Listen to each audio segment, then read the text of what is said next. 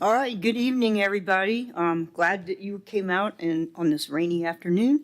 And we have a quorum and we're ready to start the meeting. So can, Lori, can you call the roll, please? Chairwoman Thompson, Here? Vice Chairman Myjack, Member Yount, Member Tucker. Here. Member Perez. Here. Member Delgado. Here. Member Fliss. Here. Alternate Member Young. Alternate Member Kosi. Okay, so we have a quorum. Let's have the Pledge of Allegiance. I pledge allegiance to the flag of the United States of America and to the republic for which it stands, one nation, under God, indivisible, with liberty and justice for all. Thank you. Okay, so let's move on to the approval of the minutes. They were sent out to you. So we'll start with the May minutes. Can I have a motion to approve the May minutes? I move. You approve minutes? Can I have a second? Second. Okay. All right. So we had a motion by Member Tucker and a second by Member Delgado. Does anybody see any changes in the minutes? Anything you want? I mean, as usual, Lori did just an outstanding job putting them all together. It was a long meeting. Does anybody have any heartburn over anything in them? All right, all those in favor say aye. Aye. Any opposed? All right, the May minutes pass unanimously. Then we also have minutes for the workshop that we did. So do I have a motion to approve the minutes from the workshop that we did in June? Somebody go. I think I was here for that, wasn't I? I don't see my name on the roll call.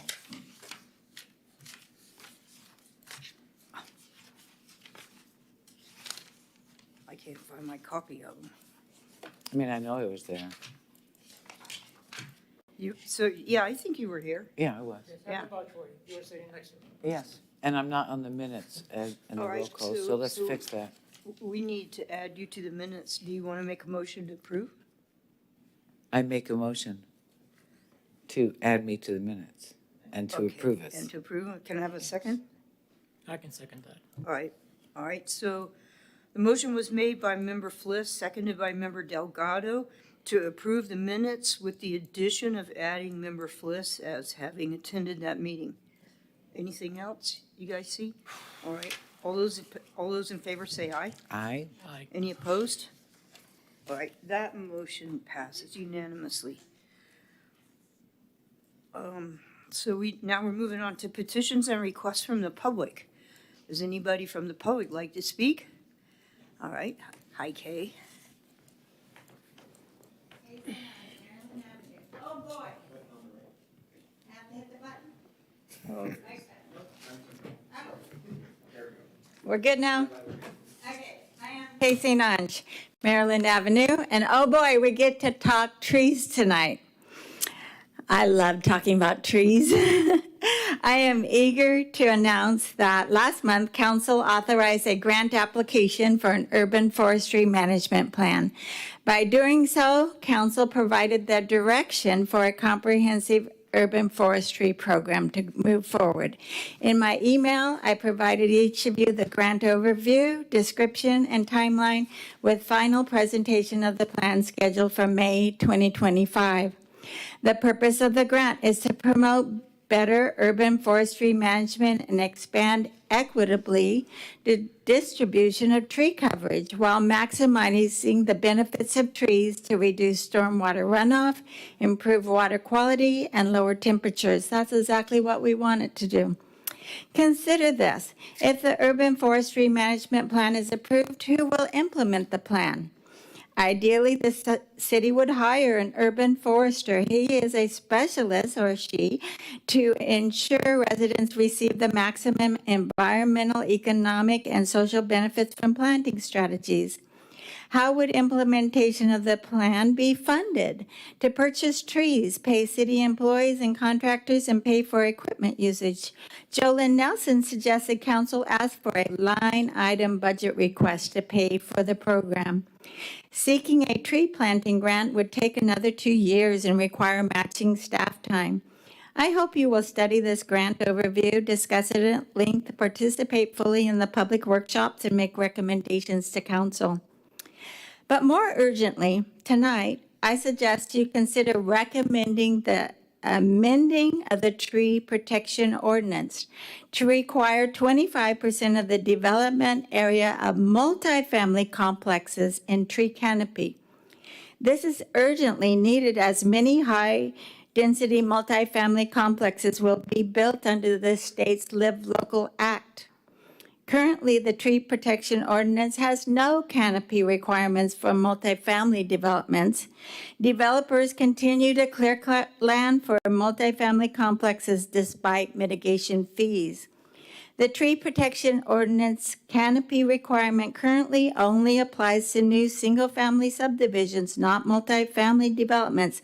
Thus, the ordinance discriminates against multifamily residents, as it only provides the benefits of living among trees to single-family residents, but not to multifamily residents. The U.S. Forestry Department reports street trees and urban forestry reduce resident stress, anxiety, depression, reduce temperatures in neighborhoods while improving walkability and social cohesion. Don't we all deserve those benefits? As tree canopy ranges from 19 to 70% in Titusville, the tree protection ordinance actually exacerbates unequal distribution with no tree canopy requirement for multifamily complexes. Recommend council amend the tree protection ordinance to provide canopy requirements for multifamily developments equal to that of single-family subdivisions, 25% of the development area in tree canopy. At the same time, you might consider recommending the amendment of the critical root zone definition in the tree protection ordinance as per the International Society of Arborists. To protect the roots of trees being retained on development sites, the ISA indicates the CRZ should be twice as large as required by the tree ordinance. Eliminate the code's limited development in the CRZ, including any impervious surface and any grade changes, as both are likely to cause the demise of trees. This will give heritage trees retained a fighting chance to survive site construction.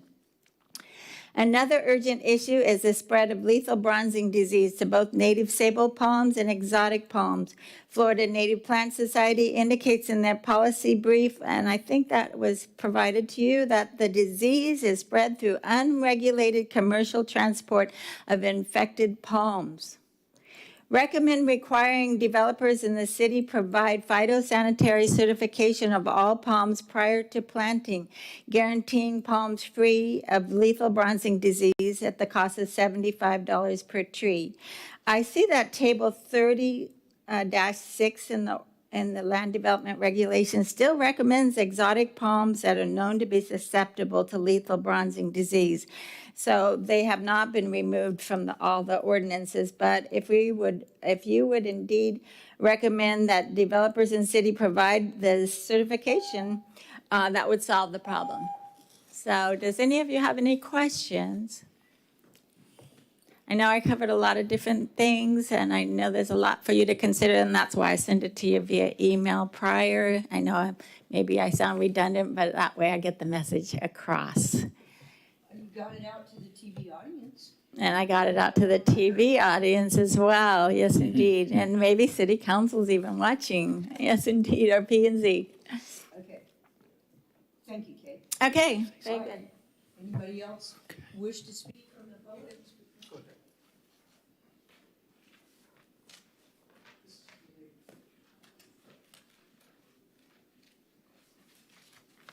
Tony Schiffela, the historic Norwood House on Tropic Street. I am a cheerleader for the Titusville Environmental Commission. I am also on the Historic Preservation Board, so I'm in this room quite a lot. I get to sit up there in Sarah's seat sometimes, once a month. And I know the burden it is to be there and to be prepared for meetings and to be able to try and represent the citizens of Titusville, especially on a lot of issues that are very touchy, like the environment of our little community here. And I want to urge you, as members of this advisory board that is beginning to get a lot of traction with City Council, due not only to your efforts, but to the efforts of citizens like Ms. St. Ange, to draw attention to the problems that the Environmental Commission have to deal with. I urge you to stay alert and keep your eyes on City Council, the Little Historic Preservation Board, Planning and Zoning, and even the adjustments people and code enforcement. Be sure to keep your eye on what's going on in the whole picture, because a lot of pieces are moving now, and one piece is going to affect another. I'm especially concerned with the transmittal that's been going on for the comprehensive plan that the city has been doing, section by section: transportation, housing, the gateways, the West Titusville hasn't come up yet. Through all these sections are things about trees and planting and landscaping and environment and stormwater runoff, things that we as an environmental commission need to be aware of, that we as citizens can't really keep track of. And I just want to say, before I waste all my 3 minutes, that I urge you to keep your eye on and attend the meetings. Last night, they talked about stormwater increasing rates for the whole citizens. Environmental Commission should have something to say about that, I would think. And I just urge you as members, I know there's a lot going on in your lives. You have a lot of other projects that you work on. A lot of you probably still have jobs, aren't retired like I am yet, and don't have the time to be as thorough. But I do urge you to keep your eye on the whole picture and see how the Environmental Commission can work along with the other commissions and advisory boards to shape what's going on in the city. It's election time, so everybody is paying attention. It's time now for us to really get their attention. Thank you very much, and keep up your hard work.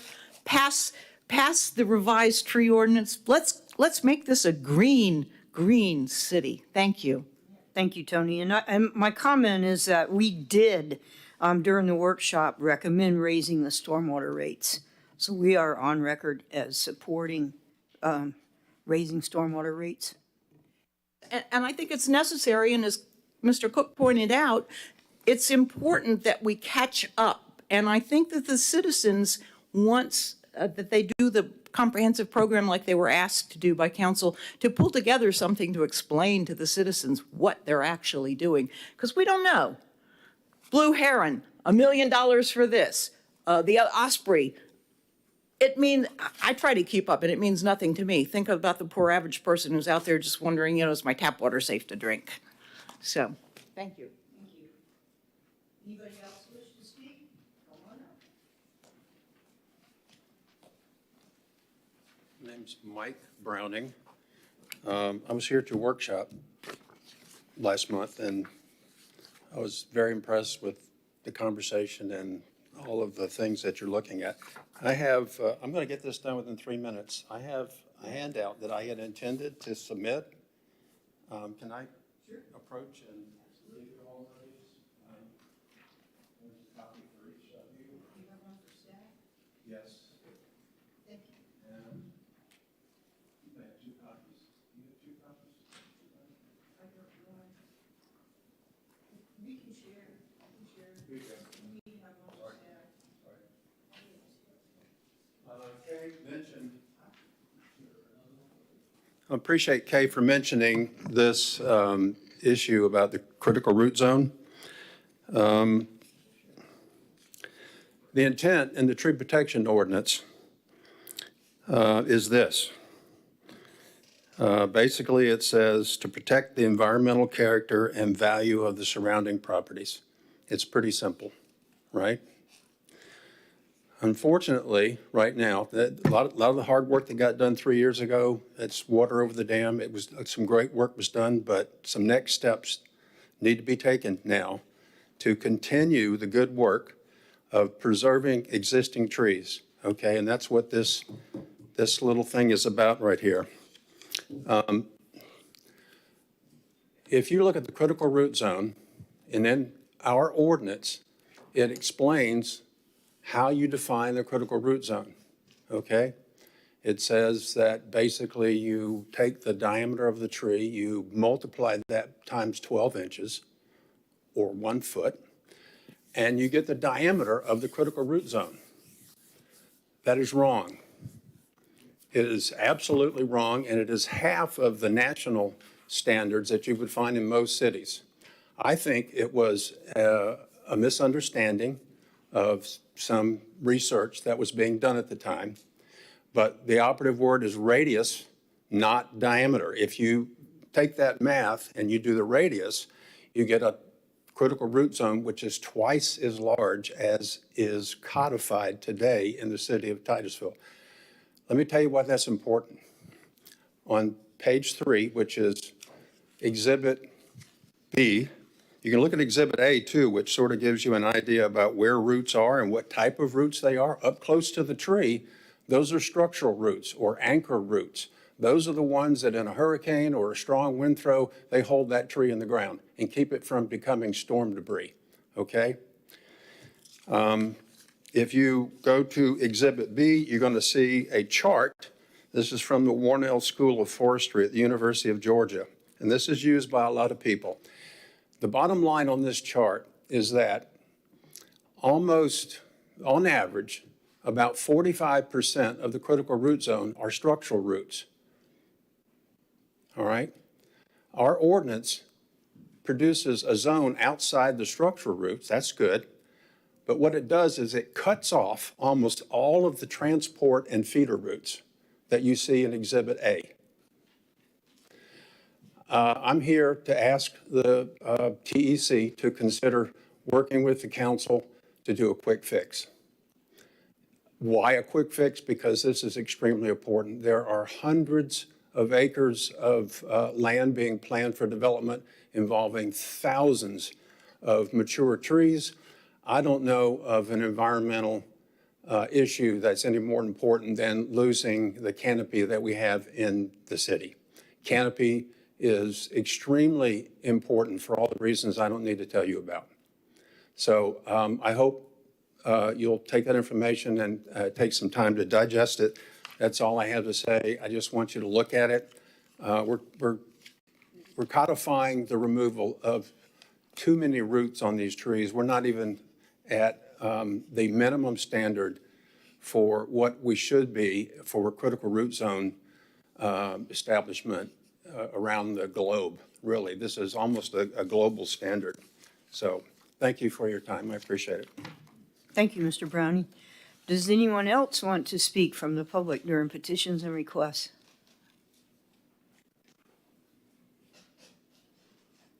We good?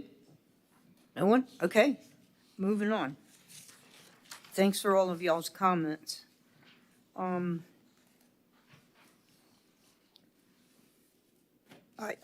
agree with Mr. Browning and with Ms. St. Ange, and I hope that, you know, as we talk about future agenda items, we can add that to that discussion.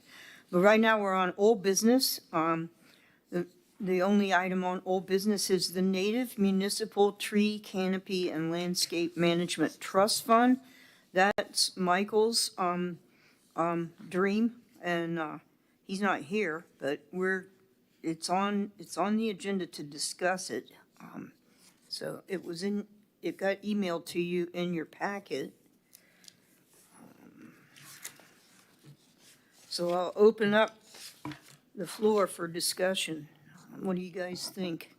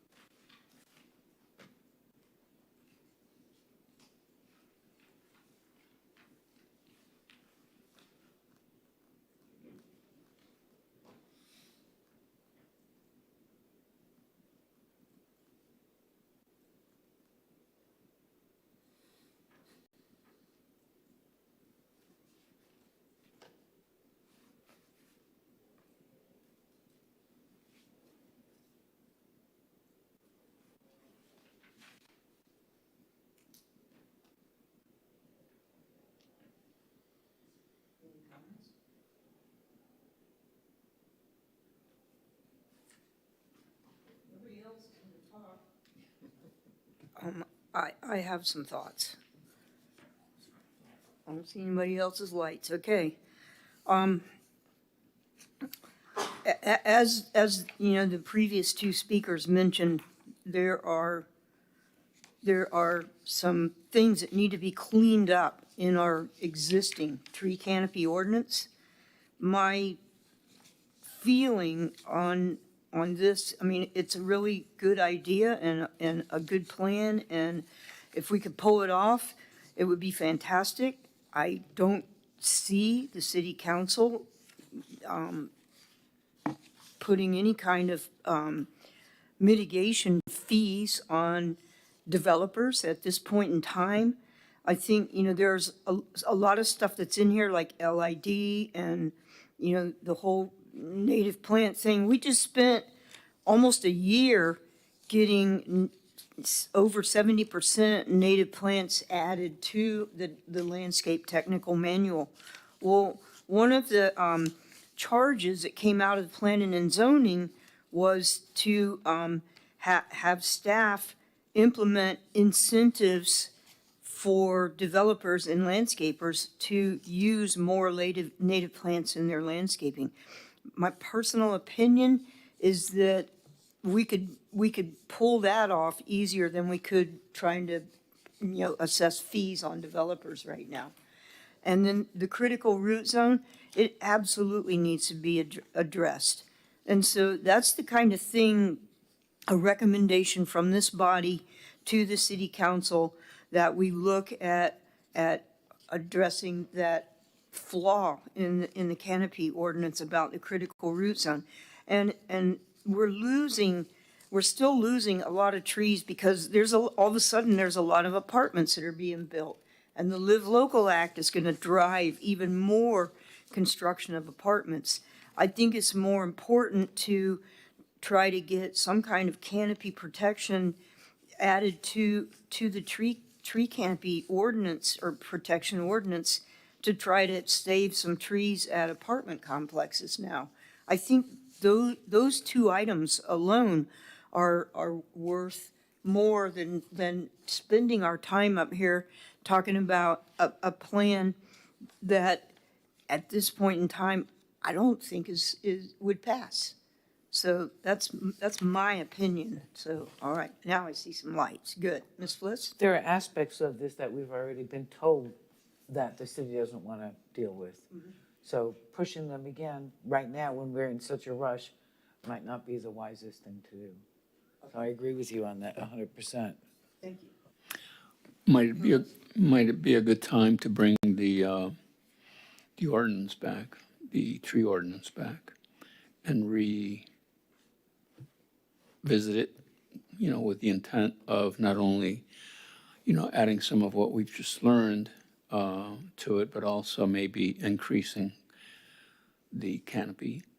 Okay, as you remember, or maybe not, I'm not sure who was on here at the time, but what we really wanted was really watered down to, you know, and I mean, we could visit old minutes if we want, but I think it might be a good time to revisit it and push for a bigger canopy and adding some of these other things that apparently weren't addressed properly because we didn't know better. Can we put a motion forward to set that as an agenda item? Yeah. I put a motion forward that we set it as an agenda item to discuss that at the next meeting as soon as possible. To revisit the tree ordinance. Yes. Okay, yeah, I second that. Okay. All right, so rather than spending a lot of time talking about it now, we're gonna put it on the agenda in the next meeting.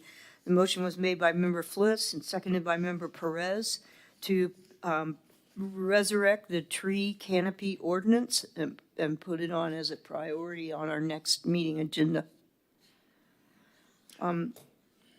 Eddie, I have a question. You know, the Tranquility Apartments, there was a lot of pine trees. In fact, that developer was very helpful when we did the tree canopy ordinance. Do you know what percentage of tree canopy he was able to preserve when he built the Tranquility Apartments down there? I don't off the top of my head. That's something that we could look up and get you the answer. Absolutely. I did want to mention about procedural, how it sounds like you're wanting to propose to City Council that some changes be made to the tree canopy ordinance. So my suggestion to you is, like you've done, make a motion to have this on the next agenda. And at the next meeting, instead of starting to review the tree canopy ordinance, what you'd want to do is formalize what your recommendation is going to be to City Council as far as asking for advisability. That's, does council want this body to further investigate changes to the tree canopy ordinance? If council says this is something that needs to be addressed, we believe that there was an error with tree protection root zone, they'll grant the advisability. That gives this body the authority to start pursuing that change, and then staff the ability to draft that ordinance.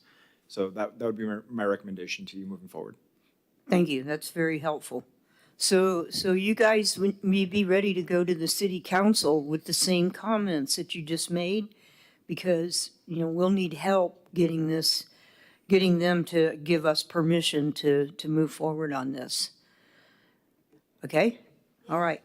So just to back up for a second, so does the motion need to include some of the issues of expediency that we see coming forward as far as the development is concerned, and as far as the fact that we misjudged the size of the perimeter for tree protection, which is twice as large as what we thought, not small?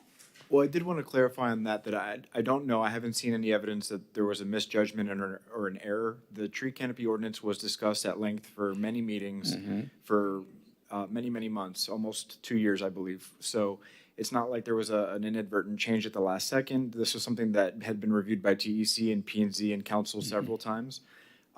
But if you'd like to propose that council make additional changes or new changes to that ordinance, you're asking, should you make that as part of the motion that was passed to bring it on your next agenda, or on your motion when you're recommending to City Council, asking for advisability on this? Yeah, it almost sounded to me like it needs to have some expediency connected to it with all the developments. Add all that next meeting. Okay. We have to put together a package to present to the council of why it's important to You're right. I got ahead of myself. initiate this process. And yeah, I'm not going to comment on why I believe the critical root zone ended up the way it was, but it was talked about a lot. But yeah, so right now we got a motion and it passed to put it on our agenda at the next meeting. At our next meeting, we will talk about what we want to take to council. Okay? I don't think we voted. No, we haven't voted yet, because let's vote on that, but we were in the middle of talking about the Michael's plan. But let's go ahead and vote on that, thank you. So all those in favor, the motion was made by Member Fliss, and it was seconded by Member Perez. So all those in favor of putting that on the agenda at our next meeting, say aye. Aye. Any opposed? Okay, that motion passed unanimously. All right, so we're going to continue the discussion on the Native Municipal Tree Canopy and Landscape Management Trust Fund.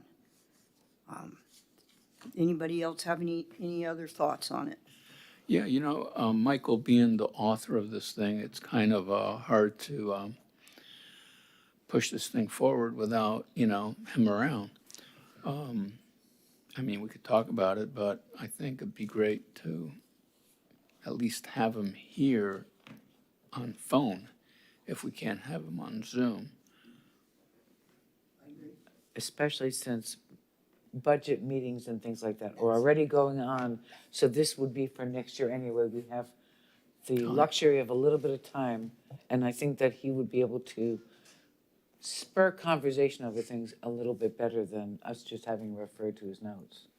I agree. Anybody else? Any comments? So is there a consensus then that we will table this until Michael comes back? Oh, I'm sorry. Are there any cards, Lori? Yeah, there's 2 cards. I think if you table it, though, there's no discussion from public, but that's up to you.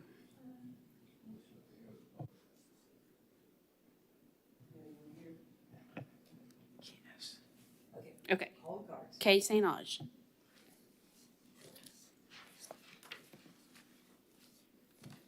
Case in Ange, Maryland Avenue. The Landscape Trust Fund concept is being considered to provide funding for an urban forestry program, promote native plants, and promote low-impact development implementation per Myjack's write-up. This concept has merit, but would take some time to develop before TEC could recommend it to council. I wonder, how would fees be assessed developers for this Native Landscape Trust Fund? Consider, if you would, the city's tree canopy assessment, which indicates that as of 2021, 7,685 acres of Titusville was covered in tree canopy. We know it's declined, but let's just use that number hypothetically. 7,685 acres of Titusville is covered in tree canopy as of 2021. Per the assessment, the tree canopy reaps $5.06 million annually in benefits pertaining to air pollution reduction, stormwater absorption, and carbon capture. Dividing $5.06 million by 7,685 acres provides the value of an acre of tree canopy in regards to these 3 factors: air pollution reduction, stormwater absorption, and carbon capture. This places a valuation of $658 per acre covered in tree canopy annually. Therefore, a developer could be assessed $658 annually for every acre of tree canopy he removes to mitigate for the benefits this tree canopy would have provided the community. Well, maybe so, but would council actually agree to do so? That's the real crux of the matter. Another thing to consider is we already have mitigation fees assessed for developers' removal of protected trees 14 inches DBH or larger, and I wonder if this wouldn't be considered taxing developers twice. As I said, this concept would take some time to develop and might require various versions before council would be willing to adopt it. Instead, I would suggest TEC study the grant overview for the Urban Forestry Management Plan. And then recommend a line item budget request for its implementation. If budgeting is going forward and being studied right now, I would suggest that you go ahead and recommend a line item budget request for the implementation, because it's going to take at least 2 years to get a tree grant to go forward. So, at least make a recommendation that if and when this gets adopted, a line item budget request be allowed. To hire an urban forester, purchase trees, fund the work of contractors or city employees planting trees, or fund equipment usage. As council is currently utilizing the tree mitigation fees for other purposes, and to date does not require tree planting with the $2 per capita required by Tree City USA, a line item budget request is what is needed. Jolynn Nelson has suggested this to council. To promote native plants, I agree with Laura Lee. Please consider recommending incentives for landscapers to plant native plants. June 11, council approved the amended technical manual list of recommended plants for landscapers, which now has 73% native plants. Council also directed staff to come back with some incentives for landscapers to plant native plants. As the tree board, please consider providing council incentives for landscape plan with native plants. And you might look at the LID incentives, because there's a whole matrix of incentives under LID. So as I said at the beginning, the purpose of the Landscape Trust Fund was to provide funding for an urban forestry program, promote native plants. Well, as you can see, we can recommend, you might recommend funding for the urban forestry program. You might provide incentives for native plants. And then the low-impact development implementation, we'll just need to work on that later or at the appropriate time. But I do think, I agree with Laura Lee that these other matters might be more urgent, and then wait until Michael comes back and study this native trust fund a little bit more and see how it could go forward. So it's a little deep, and it's going to take a lot of thought to be able to provide something that council would be willing to assess developers for. So thank you. Any questions? All right. Thank you. Next card. Tony Schifalo?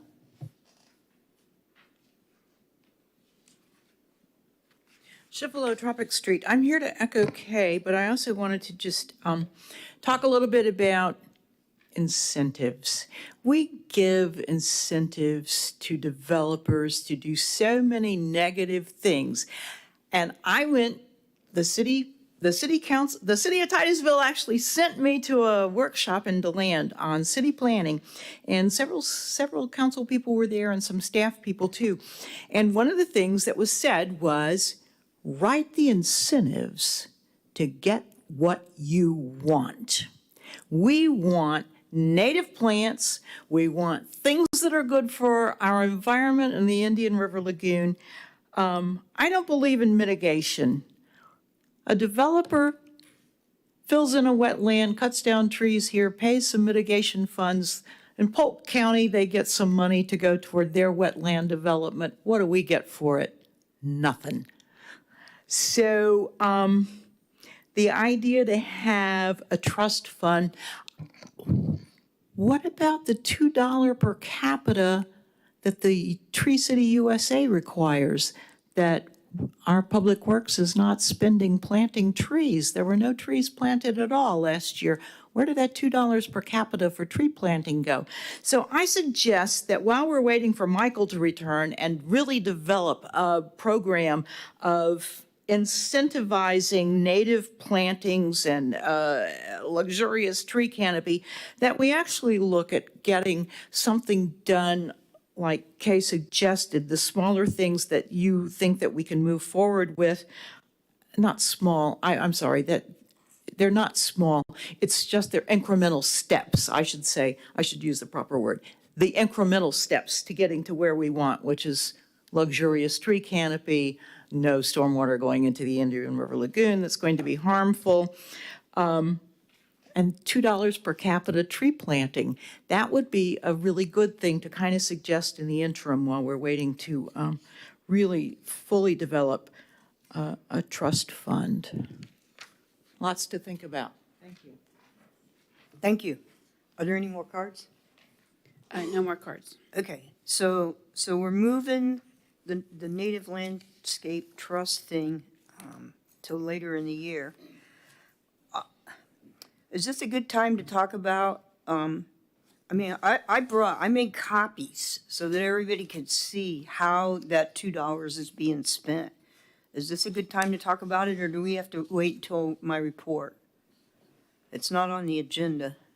If it's not on the agenda, it should wait until it's on the Okay. agenda. All right, we'll just keep going on the agenda. So we're moving on to new business now. We've got a proposed amendment to the TEC powers and duties. I think we need a motion to table, or We need a motion to table? that item if we're done with it. I make a motion to table this until Mr. Majak's return. I second. I don't know if it would be worthwhile to try to get him on the phone. Okay. Chairwoman, just to help for, as far as noticing for the public who may be interested in this item and want to know when to anticipate when the item will come back to this body to be discussed, rather than make the motion contingent on when Member Majak returns. I believe he said he's returning in October. So maybe so that the audience, if any members of the public want to attend, you table it to the October meeting. Worst case, if he's not back by then, you can table it again to the November meeting. May I amend my, and have it tabled until October? Okay, second. Yep. Okay, so the motion was amended by Member Fliss to table this until October, seconded by Member Perez. All those in favor say aye. Aye. Aye. Any opposed? Okay, that motion passes unanimously. All right, so now we're moving on to and it's in your packet, the new ordinance or the changes to the ordinance for the TEC powers and duties. And there were two changes. One was to move some of the language that was at the front that was under specific responsibilities and to review, and that specifically was to review and make recommendations to the Planning and Zoning Commission and the City Council on environmental/water resources and environmental sustainability issues pertaining to the adopted comprehensive plan of the City of Titusville. So we felt like that was gonna be better if it was listed in, under,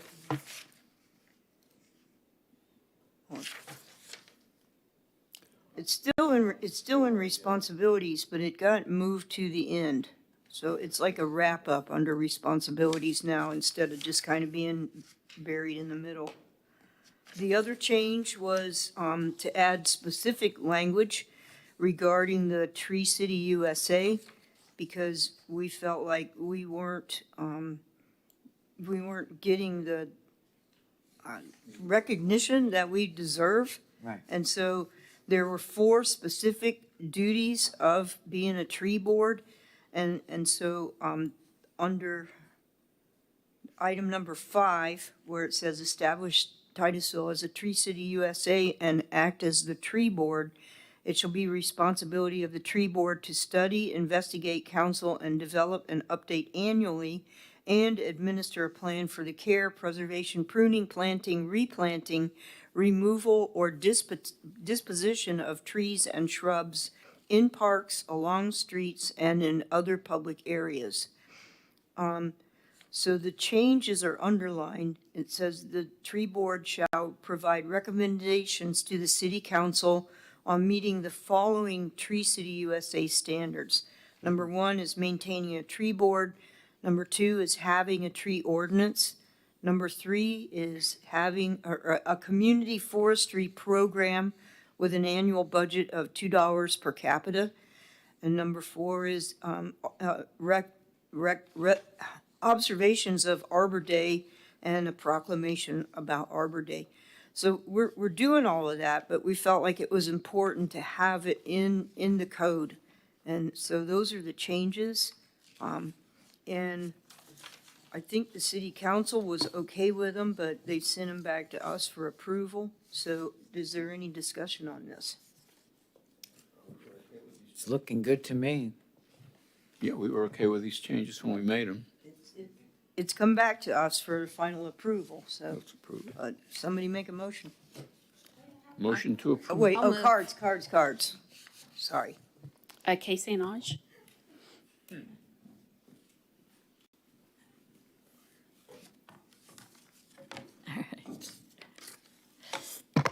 Kay St. Ange, Maryland Avenue. Please recommend the draft ordinance of the amended Section 31-121 is written. The draft ordinance includes the language provided by staff. The tree board shall provide recommendations to the city council on meeting the following Tree City USA standards, as well as TEC's recommended 4 items. I, maintain tree board, I have tree ordinance. I spend $2 per capita annually on urban forestry, and celebrate the Arbor Day. I would definitely suggest that you keep the paragraph that says that you are appointed the designated tree board with the responsibility to study, investigate the care and planting and replanting of trees along parks and along streets. That's the best part of the whole land development regulations, as far as I'm concerned. That gives you the power to do that, and you will have many opportunities in the future to continue doing that. You did apply in their provide an urban forestry program. You did that. Okay, now council is providing a different direction, but you did do that, and you will continue to be able to make recommendations to council regarding the urban forestry program going forward. Every year, to be recertified, Tree City USA Public Works submits an accounting of the expenditures of the $2 per capita required by Tree City USA for urban forestry. I have a copy of it. Laura Lee has a copy of it. Last year, Public Works planted no trees and very few trees for preceding years. As the tree board, the draft amended Section 31-121 indicates TEC is to provide recommendations to City Council on meeting the Tree City USA standards number, what is it? Spend $2 per capita annually on urban forestry. So now you have an opportunity to recommend to council that $2 per capita annually be spent on urban forestry, including the planting of trees. Imagine that. This is your great opportunity. Ask Public Works Department to spend a certain percentage of the $2 per capita required by Tree City USA on the planting of trees, whatever percentage you deem. After the tree ordinance was approved, I went and I spoke to Peggy Basak, and I said, how do we get the Public Works to spend more of this money on planting trees is $2 per capita? She said, ask TEC to ask Public Works to do so. That is your responsibility. Now, council even put it in writing. It's your responsibility to make recommendations to City Council on meeting the Tree City USA standards, including spend $2 per capita annually on urban forestry. Urban forestry includes planting trees. That's a given. So I would definitely recommend that you ask them to spend more. Define more. Be specific. How much more of that $2, since they're not planting any with the $2 per capita, you have this opportunity to do so. Thank you. Any questions? Be bold. Thank you. Any more cards? No more cards. Okay, there's no more cards. All right, well, since this thing from the Public Works Department is where we're spending our money, and this is an agenda item, can I pass these out now? Sure, if it's Okay. related to the item.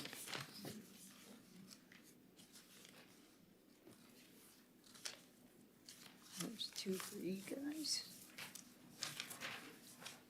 And two for you. And I got a couple for you if you want them. Probably be helpful. We need one more. One more, okay.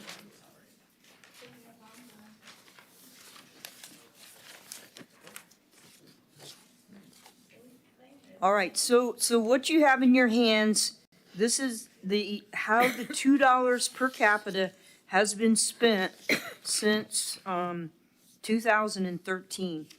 And if you look down to, there's tree planting, it's the number one column. There's well, in 2023 there was $0 spent on planting trees. 2022, $1,700. 2021, that was a good year, somewhat. We spent $14,000 planting trees. 2020, we spent $800. 2019, $1,200. 2018, that was the banner year. We almost spent 50% of the $2 per capita planting trees. We did $46,800. 2017, $6,000. 2016, $0. 2015, $0. 2014 and 2013, $0. So we really haven't spent, we've collected 1, 2, 3, 4, 5, 6, 7, 8, 9, 10, 11. Like, so it'd be like $220,000, I think, that should have been spent. No, is that right? 11 years times $200,000. Somebody can compute that. It's a lot of money. A lot of money has been supposed to have been allocated towards our urban forest, and, a third of the years was zero. So I think it's reasonable that this body recommends some percentage of this $2, per capita that could be spent on planting trees.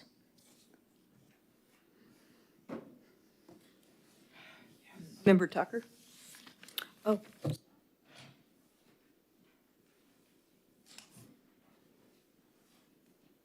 How much money is coming in on an annual basis for this? Like 100,000? about 100,000. Okay. So if I'm reading this right, we're spending more than we're bringing in?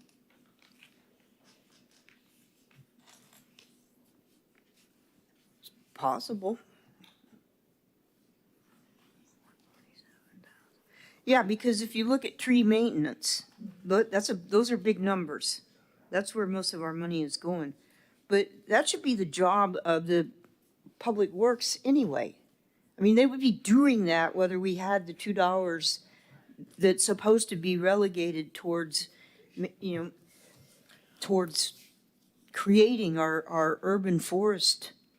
So, So I guess the focus should be, a lot of this is kind of superfluous because what we need to be focused on is the trees that are being planted, and we have $2 per capita. The rest of this, I mean, money being spent in management, tree removal, tree maintenance and whatnot, I think needs to be kind of in another part of the budget. In other words, other line items would be responsible for those. And at this point, we have very little being spent on trees being planted. Nothing. a lot of years we had zero being spent on trees being planted. So I think, like Kay said, this is an opportunity for us to speak up and say, we would like to see 50%, 75%, 100% of the $2 per capita spent on planting trees, and that the rest of this should be covered under Public Works. I think that all of this, it's like when the lottery came into the state of Florida, and rather than supplementing education, they replaced funding with the lottery winnings. And it looks to me like exactly that is what's happening here. And I think that 50% would be way too low because if that fund is for our urban forestry, it should be only urban forestry. The rest of it is park maintenance. It's maintenance. And I think we should make a loud stance about it, but polite. But what? Polite. Polite. Somebody else better I make have the a motion. question. Go ahead.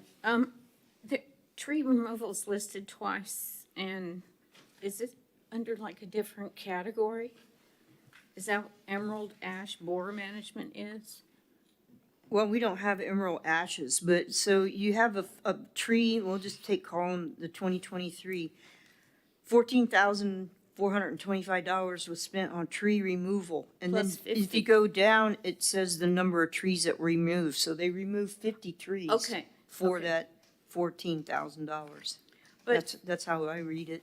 And part two of my question is, tree maintenance is a lot, and yet there's a different category for removal. What is the maintenance? They don't fertilize them, they just prune them. Prune them, yeah, that's what they do. They So prune the them. bulk of it is pruning? Yeah. Yeah. It tells you pruning, insect and disease management, fertilization, watering. They don't fertilize, They don't have to water anything. and they don't water. Thing. Tells me that we have to push them to do more native trees. I was at the library last night. I went to an excellent presentation on Florida Panthers. And I haven't been to the library in several years, and I was astonished at, it's all native vegetation there. It's 100% native, and that parking lot looks so good. And, you know, the trees are growing, the oak trees are getting big, but the palmettos, the scrub palmettos, and, you know, the choice of plants was really, really nice. And they're not spending any money watering or fertilizing those plants. They're just there. And that's the beauty of using native plants. But it would be nice if more of our public areas looked like our library does.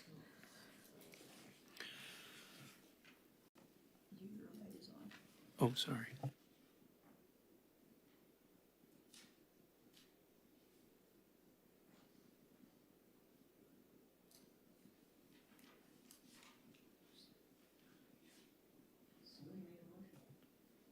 Chairwoman, before you entertain a motion, I just want to remind the commission that we're still talking about the item to amend your bylaws, the duties, I'm sorry. After that, it sounds like you're interested in maybe considering a new motion, so I just want to keep you focused on the agenda item. Let's vote on the first item. Why don't we do that? So I need a motion about the amendments to the section 31-121 of the TEC's powers and duties in the code. So somebody make a motion. I make a Motion. motion to approve it. Okay. Second. All right, the motion was made by member Fliss and seconded by member Tucker to approve the changes to section 31-121 of the TEC's powers and duties. All those in favor say aye. Aye. Any opposed? Okay, the motion carries unanimously. Okay, so now we can continue our discussion about the Community Forestry Program annual budget. This is what we're actually talking about right now. Well, No, I just have a question. This explanation of budget does very little to explain. If indeed it's coming in 100,000 a year and they're spending 145 or 154, how are they covering that? You know, they're pruning all over the place and charging all over the place. There's pruning here, pruning there, a little pruning over here. And so the nondescript part of this, it's adding to a lot of confusion as to, one, what is the actual budget per year? And actually, what is it that Public Works is really spending specific? Because a lot of this just doesn't, at least to me, doesn't make a lot of sense. And I've seen a lot of budgets that don't make sense. But the way it is described, it just doesn't make sense. Yeah, it's more like a report of the expenditures that the Public Works Department spent on trees than it is a budget. This isn't at all a budget of what happens for the $2 a person. This isn't that. This is a nice way to. These are expenditures for public works, but they have nothing to do with the urban forestry or the tree, the urban forest plan at all. This is smoke and fancy dancing. yeah, I'm kind of focused on that first line, tree planting and initial care. And if that, I mean, that to me describes what we're talking about. And I think that's where that $2 should be focused. So on that assumption, okay, when we go across those years, we can see that very little has been spent. And therefore, you know, I would say we've got a lot of time to make up for. And I would propose that, you know, we use the full amount, 100%, okay, from henceforth until some logical reason can be made for bringing it back, and I don't see one right now. So therefore, that's my proposal. So you're making a motion that we ask the city council to spend $2 per capita on urban planting, on planting of urban forestry rather than assigning the monies to Public Works to do with as they wish. That's correct. I would second that. Yeah. And I think you have to include initial care too, because there's a cost. And planting You and have to initial care. water them for a while and get them established and everything. So if you want to amend your motion to include tree planting and initial care. I was focused, like I said, on that first line, which I thought described what it is to, plant and take care of trees through their initial period of, of planting. And I would second that. I have a So- question. Will this motion cover her comment about Peggy's comment that we need to ask Public Works? Yeah. Or ask council to ask Public Works, yeah. not just ask council? Oh, good. Will this follow through to Public Works? Right. Okay. But it's times Yeah, yeah, I just, again, when it comes to numbers, I want clarity. The $2 is per what? Per citizen and. Per citizen per capita, Per capita, yeah. based on the 2020 census, based on the 2010 census, based on what? There's gotta be a baseline, otherwise that's a floating number. And so I don't know what the city is using as their benchmark for per capita. Eddie, do you know? Yes, sir. Bieber, it's the Bureau of Economic Business Research.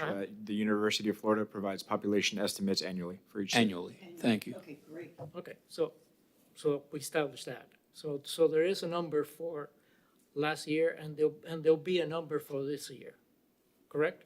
Am I assumed to assume that? I'm sorry, I missed that question.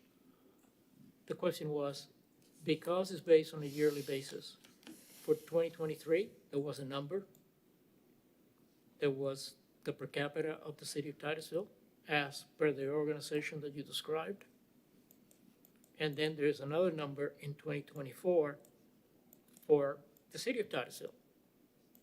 Yes?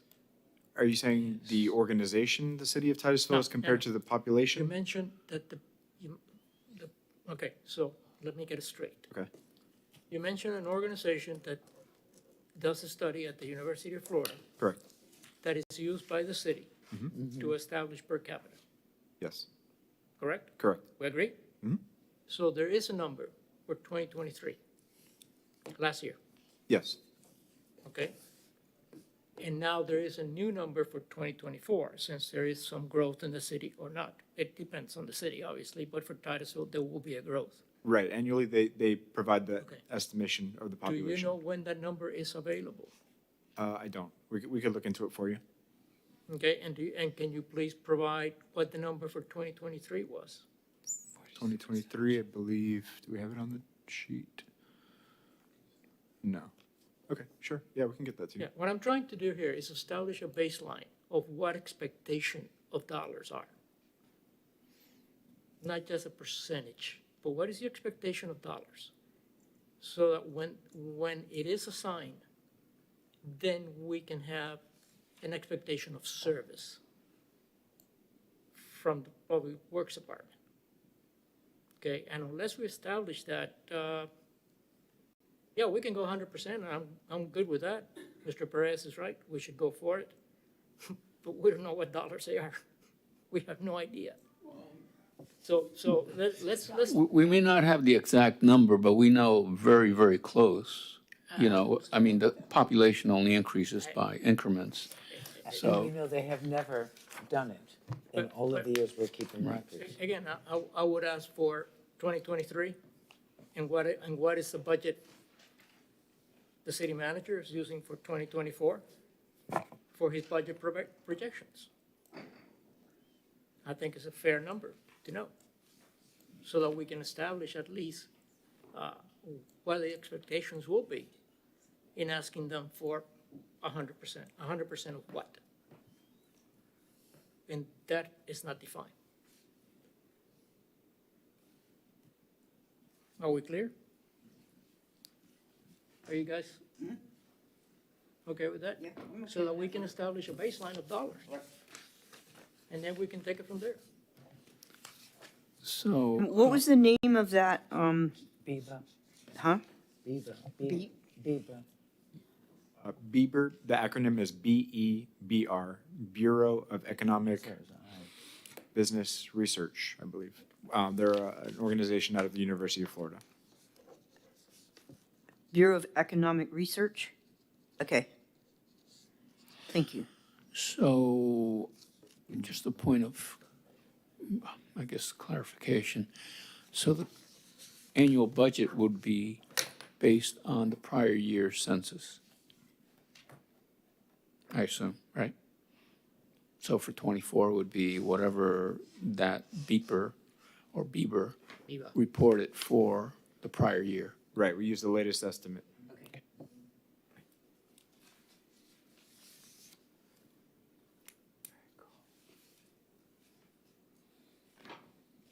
So I have a procedural question now.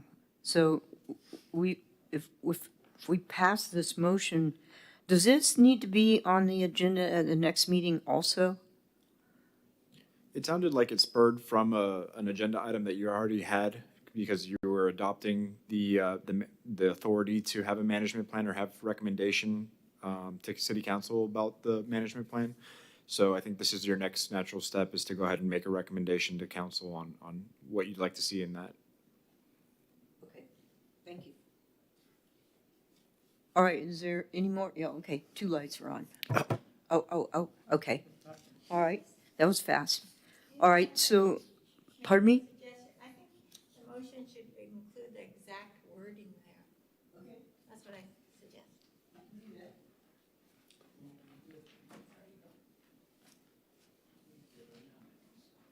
Let me restate the motion, if that's okay.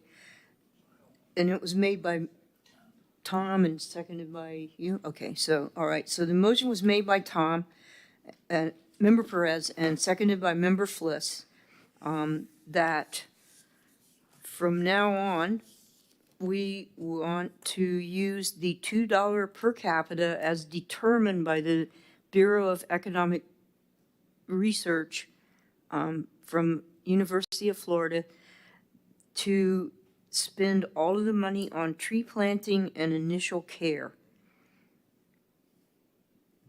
And that includes the cost of tree purchases, labor, and equipment for planting, planting materials, stakes, wrapping, watering, mulching, competition control, etc. And the motion was to use 100% of the $2 per capita from the prior year for tree planting and initial care. And Lori, all that language it's on this thing here. So all those in favor say aye.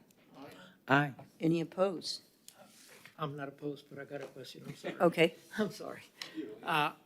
Since we're talking about a cycle, so we plant a tree and we take care of it for a year, 30 days, 90 days. Because somewhere along the line, otherwise what you're doing is you're feeding a tree farm. Okay, and then your funds are going for maintenance, which is exactly what I think we're trying to get away from. So therefore, if we're gonna ask them to plant a tree, and we're gonna tell them that, okay, the $2 will take care of it for, and I'll look for the experts on trees. I'm not. If it was a structure, I could help you with, but trees I cannot help you with.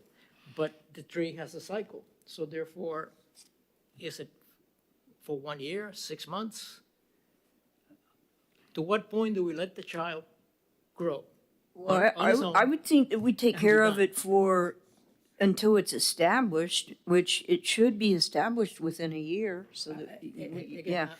I mean, I we look don't for water those cedar trees that we planted at Sandpoint. How long did we take care of those, Kay? About 3 months? 2 or 3 months. Yeah, so we should be able to start a new cycle every year. That's my That- point. My that's point my is so that opinion. the money doesn't go into maintenance. Right, right. Okay. So- All right, so the motion was made. All those in favor say aye. Aye. Any opposed? Okay, so the next step, Eddie, is we have to get on the agenda, or will the city council be talking about, this ordinance again next time, or did they approve it last night? I guess it's coming back to them since they sent it to us to look at, right? Right, so ordinances are adopted by city council, so this was one last gut check with TEC, make sure you approve of the way it's written, and then council will adopt the final ordinance with any recommendations that you made, which you didn't have any comments. So it won't come back on the city council's agenda? It will come back It on the will, city okay. council agenda, yes. So we just need to watch the agenda and be ready to strike then, when it comes up. Okay. All right, so the next item, under new business is the semi-annual report, and that was in your packet too. And I'm gonna find mine, I had notes on it.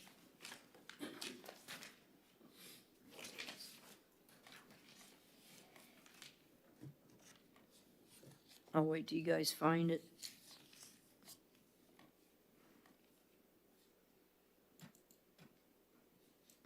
Should be near the end. It is. Page 20, 28, I think 28 or 29. 29 and 30.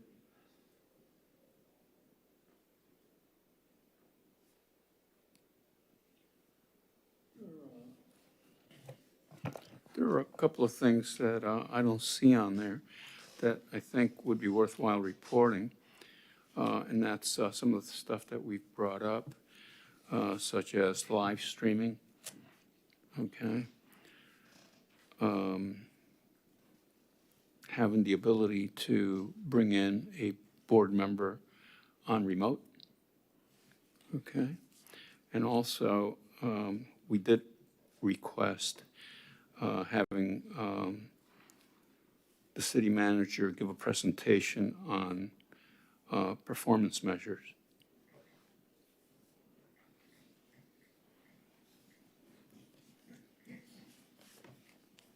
Okay, how do you want to word that last thing that you said?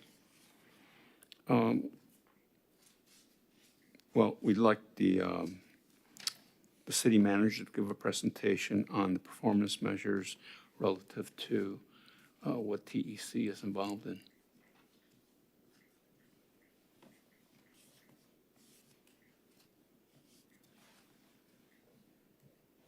All right, so we wanted a presentation from the city manager on the activities that would apply to the TEC? Mm-hmm.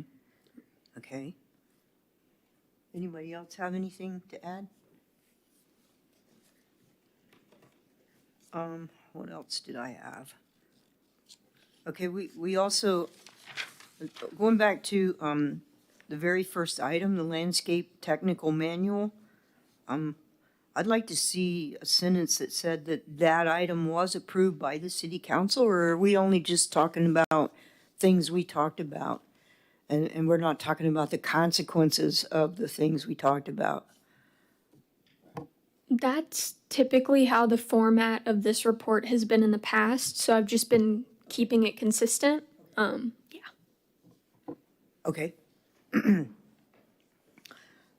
All right, so, Chairwoman, just to clarify, the purpose of the semi-annual report is to give council an update if they haven't been aware of the actions that the board has taken. So to put in your report that council, you're telling council what they did if you're. I got it. Okay, so, I wanted to add that we talked about a bond referendum to purchase the remaining riverfront properties on the south side of town. We'll purchase and maintain the remaining riverfront properties on the south side of town. We also had a long discussion about the artificial turf and vegetation, and those were my two things to add.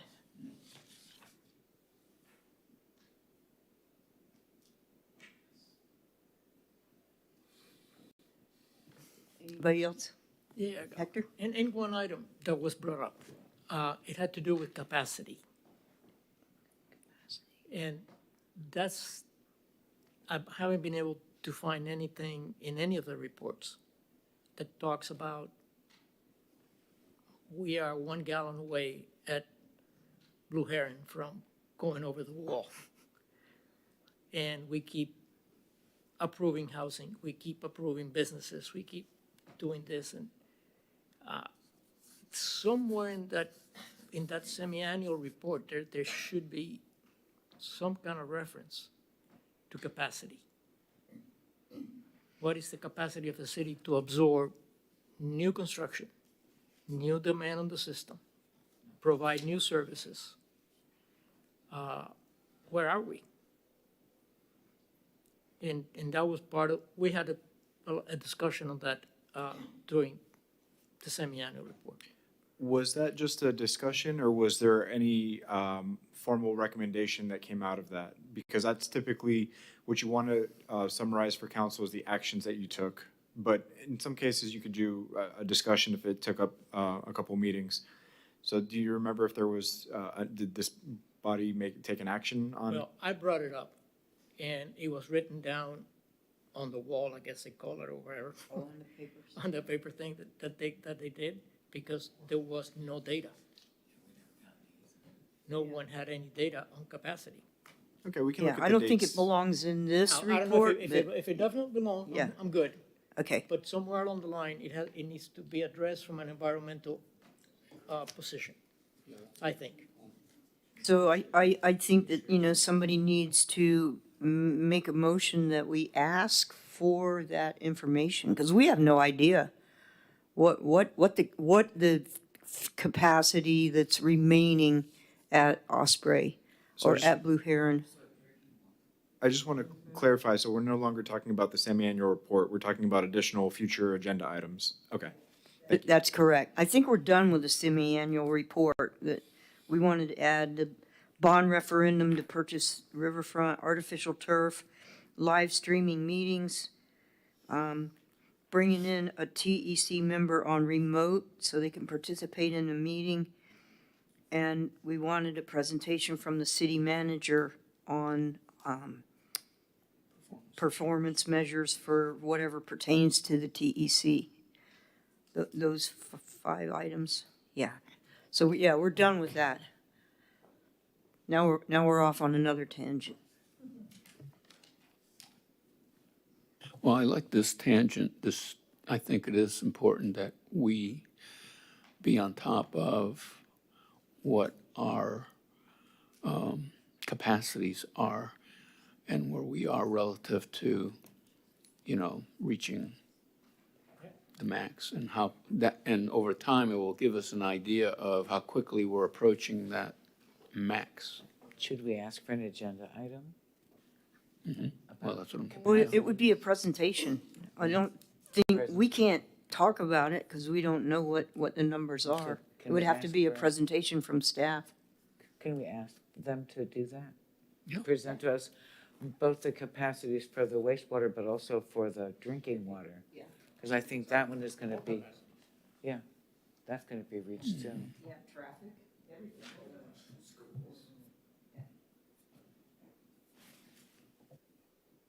So I don't think it has to be at the next meeting, but that would be something we would be interested in, Eddie, is a report from staff on what are our, where are we at now and how much capacity do we have left? How many more people can we add to the city without doing some major infrastructure improvements?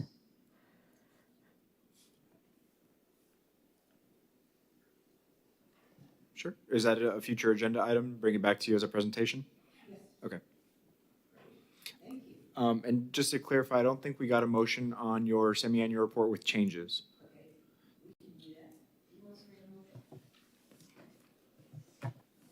I'll make a motion that we add the changes to the semi-annual report. Second. Okay, the motion was made by Member Delgado, seconded by Member Tucker, that we approve the semi-annual report with the 5 changes, or 5 additions that the board recommended. All those in favor say aye. Aye. Aye. Any opposed? Okay, good job on that semi-annual report.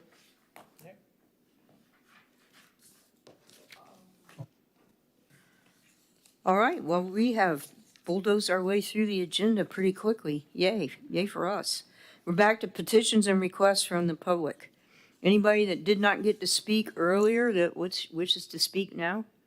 Yes, ma'am, come on up.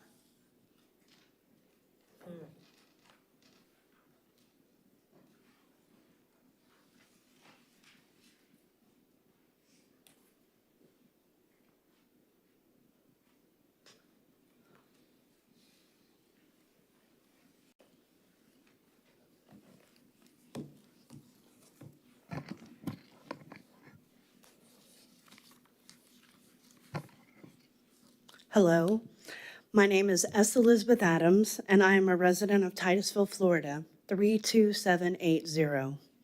I'm the founder and vice president of Uplifting Nonviolence in Today's Youth Incorporated, an organization that began its work in 2017 right here in Titusville. We were recognized federally and by the state of Florida as a 509(a)(2) nonprofit and public charity in 2023. Many people think violence pertains to gun violence or street fighting or war. What violence also is a family dealing with food insecurity, substandard housing. There is also violence of the spirit. But I want to talk about nonviolence. I'm before you today because I would like to thank the Titusville Environmental Commission for uplifting environmental nonviolence. By keeping their constituents informed of items of environmental concern and interest, and your commitment to environmental conditions in and around the city of Titusville, Florida.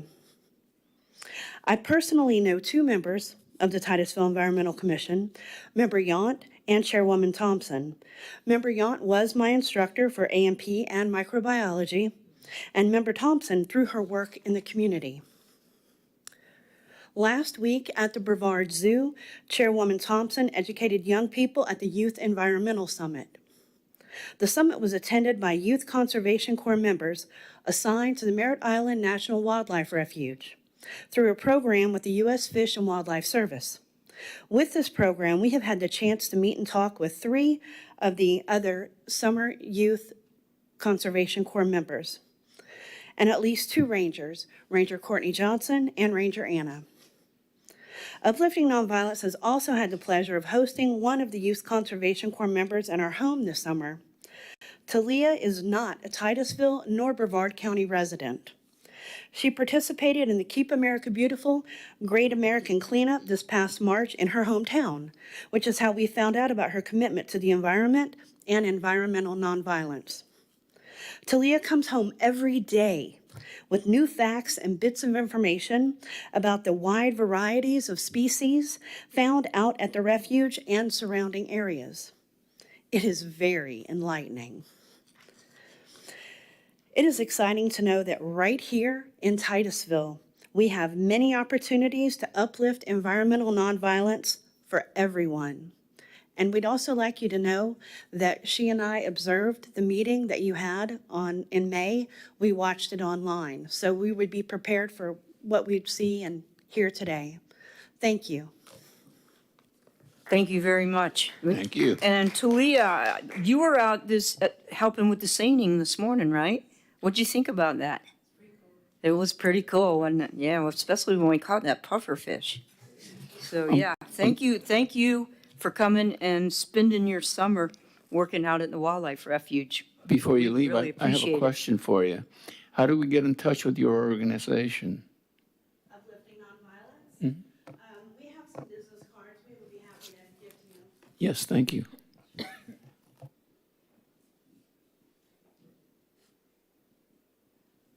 Thank you very much. We appreciate that. We don't get thanks like that very often, and we really appreciate it. Usually people are mad at us all the time, so that felt really good.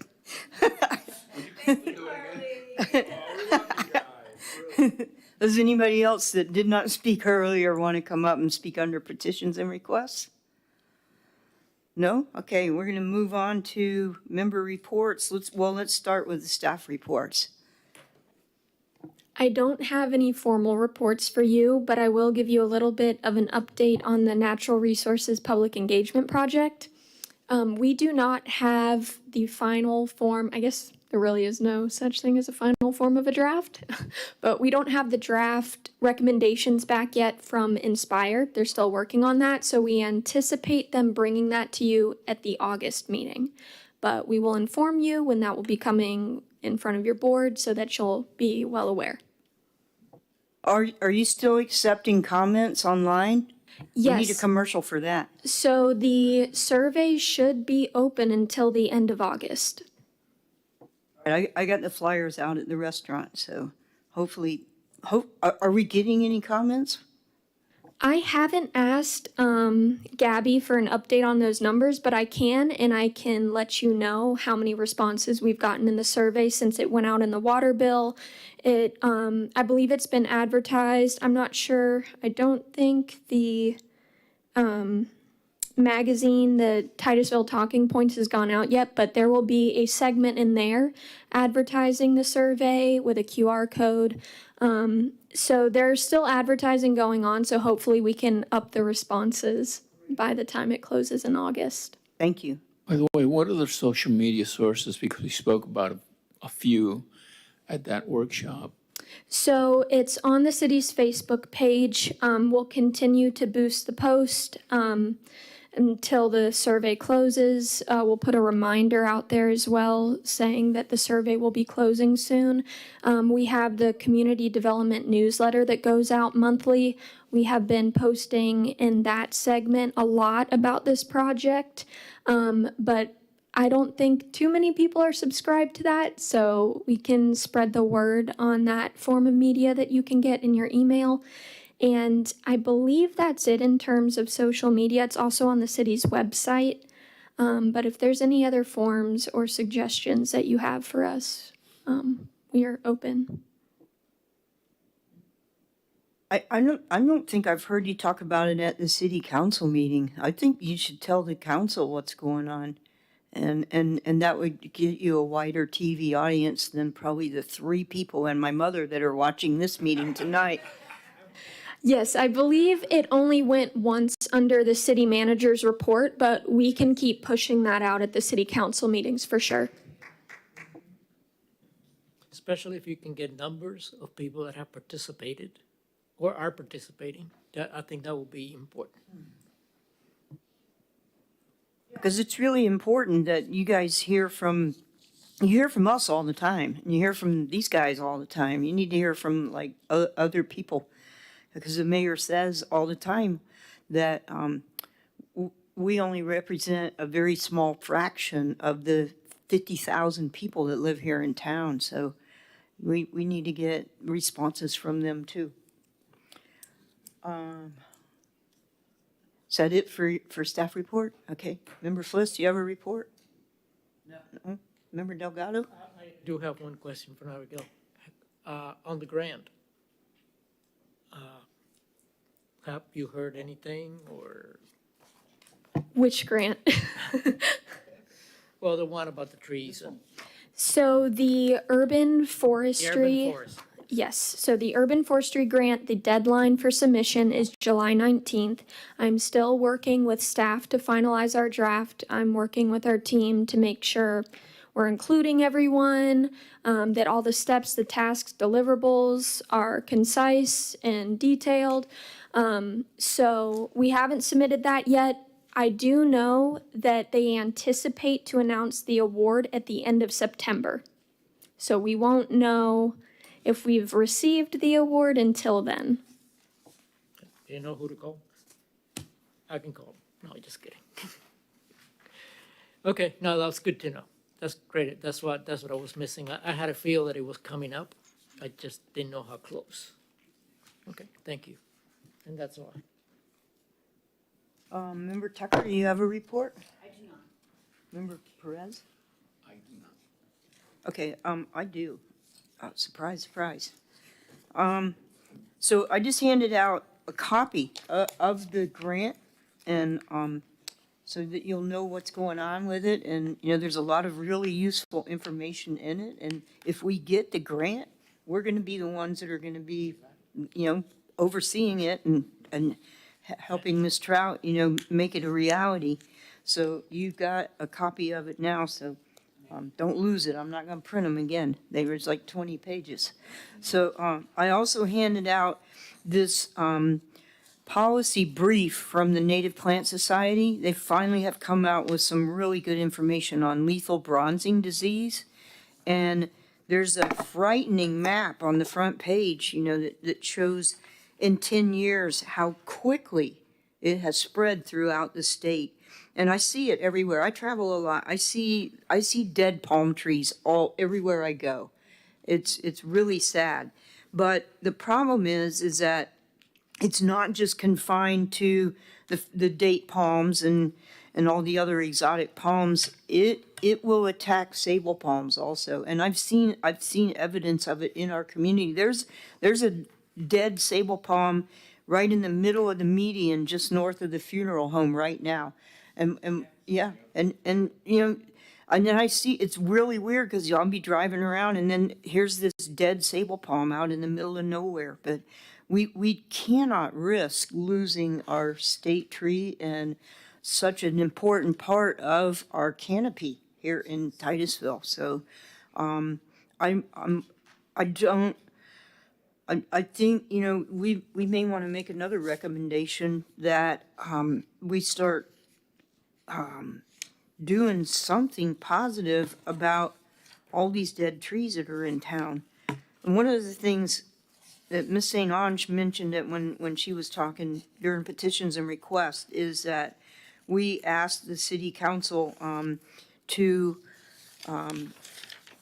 create an ordinance that requires developers and landscapers to only use certified disease-free palm trees in their landscape plans. But it would be costly. It's $75 a tree, but it would be a positive step, to show that we are serious. We do not want this spread in our community. I've seen the city of Sanford spent a fortune on great big huge Sylvester palms, and they had them on Highway 46 when you're going west out of town. Every median had 3 or 4 Sylvester palms in it. They all look like closed umbrellas now. Well, they probably cut them down by now, but a year ago they were all dead. All the dead fronds just folded down on the trunks, and we don't want that in our community. So maybe we could add that as an agenda item at the next meeting too. So we would add a discussion on, the lethal bronzing disease. We'll add that to the agenda at the next meeting also. And I think that's it for me. Thanks again for the compliment. That felt so good to sit up here and have you say such nice things about us. I really appreciate it. And Talitha, I really appreciated your help today at the seining. We took kids from the Girls and Boys Club seining in Mosquito Lagoon this morning, and it was, first of all, you've all heard me talking about how much seagrass there is there, but it was amazing the number of species and the quantity of animals that we captured today, just in 3 short drags. It was so much fun. It really was. So that's it for me. Does anybody have anything else? Just talking about that, Mansell Park. There's a project that is not city-owned. It's owned, I have a feeling it's coming from the zoo. Zoo. It is a zoo project. It is a zoo Yeah, project. It's a zoo project. And they're almost done. They've been working very diligently there. They're putting the oyster traps. And if you want to see how that is coming along or how it's done, just go by Mansell Park. It's free. It's part of the North Brevard Park and Service area. Yeah. And so you know, they're doing a wonderful job, and it's all volunteers, I believe, right? It is, yeah, it's all volunteers, and it's being funded by the Save Our Indian River Lagoon half-penny sales tax. So there's a lot of projects now that are underway that are being funded, from that tax money. And I see a big difference this summer in the lagoon compared to last summer. There is seagrass actually starting to grow along Titusville.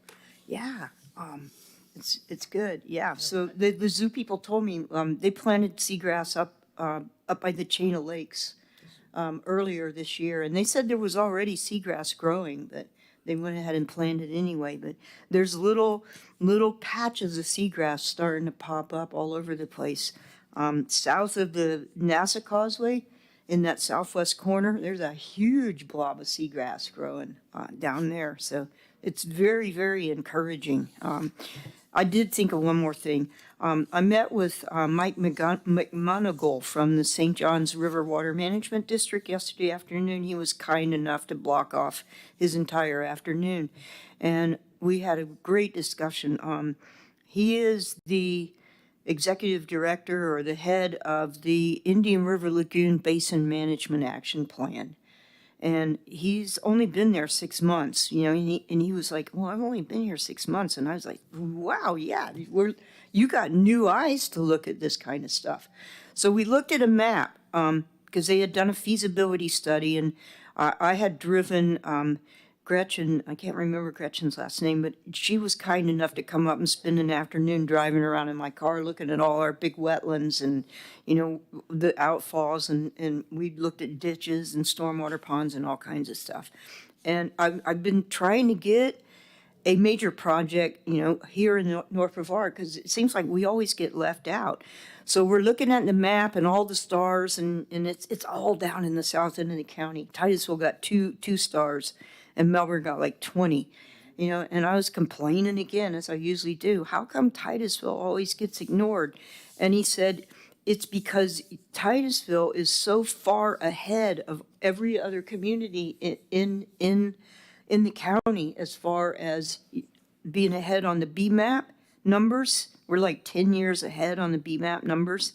But he said, your baffle boxes and your stormwater projects and everything, nobody else is doing as much work as you. So we're concentrating on where the work is really, really needed.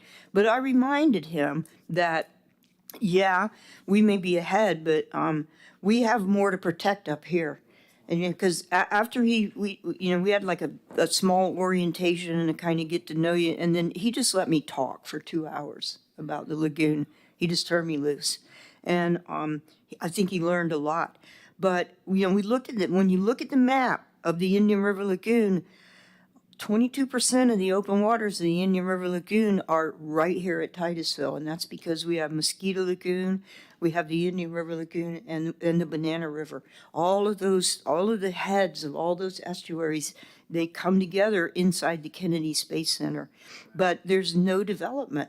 And we have all those impoundments out on the wildlife refuge that it was a tragedy when they happened, but over time, when they put the culverts in under the dikes, those impoundments are now critical nursery areas for finfish, shrimp, and crabs. And what's happening up here in the north end of the lagoon, we're supplying all the fish and stuff for the rest of the lagoon because there's no seagrass down there. There's seawalls everywhere. The habitat is so much better up here, and so we have to do more. Titusville has to do more because we have more to protect than everybody else all added up. Now I'll stop. So thank you for your indulgence. If I could ask. Oh yes, absolutely. Yeah, so from my, vantage, when I look out at the river where I am, there's nothing there. And this whole basin appears to be very similar. So yeah, we have baffle boxes, we have all these things going on. But I think our water is probably, according to the reports that have been out, not good. So I think we do need a lot of attention here. We do need a lot of projects, Just saying. I can't disagree, we're ahead of the game, but we're way behind the ball. Right, there you Yeah. go. Well, thank you very much for coming to the meeting tonight and participating, and it was a good meeting, and I appreciate it. So we'll see you guys next month.